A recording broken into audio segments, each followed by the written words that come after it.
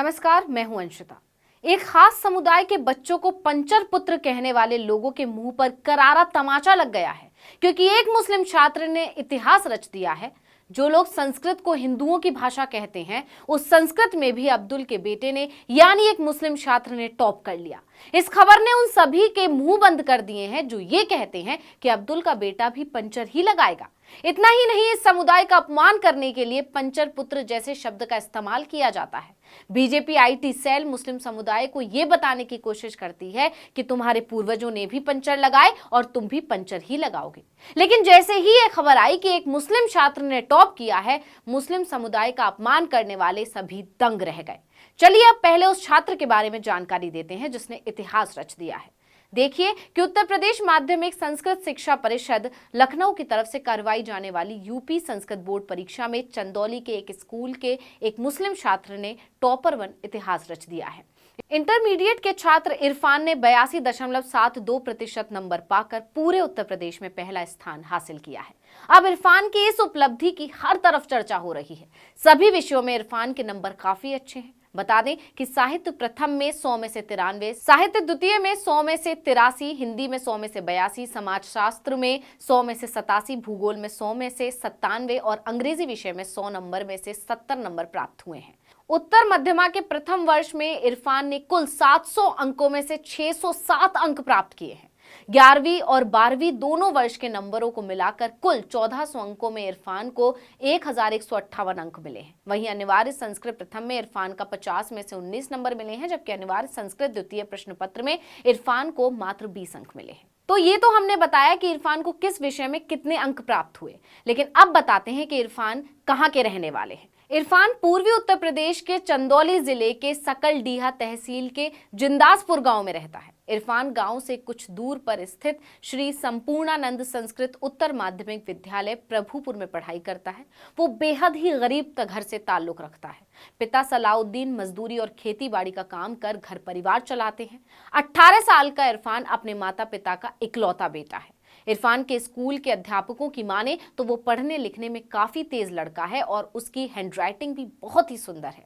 Teachers ने यह भी बताया कि इरफान आगे चलकर शिक्षक बनना चाहते हैं। अब जब से इरफान का रिजल्ट आया है, हर कोई बीजेपी पर निशाना साध रहा है।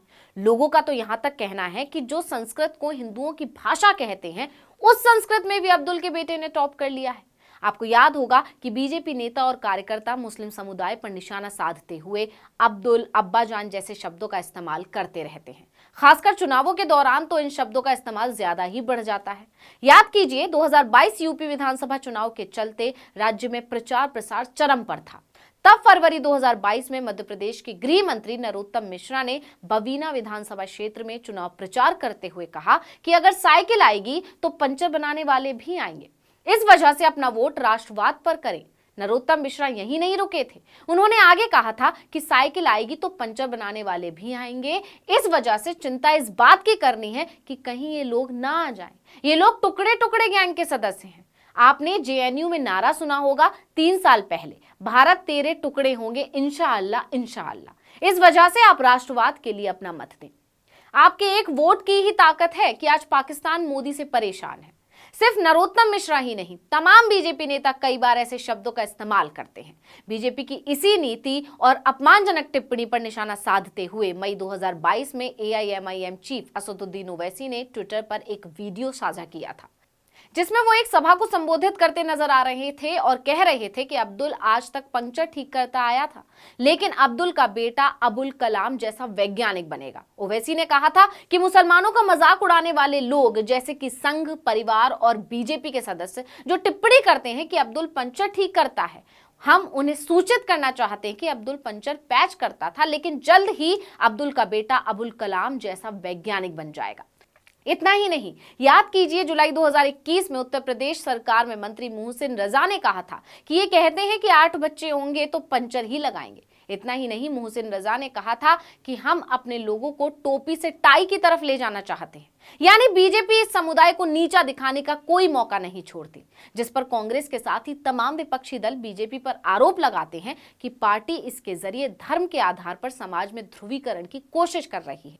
लेकिन अब इरफान ने टॉप करके उन सभी के मुंह बंद कर दिए हैं जो ये कहते हैं कि पंचर वाले अब्दुल का बेटा भी पंचर ही लगाएगा।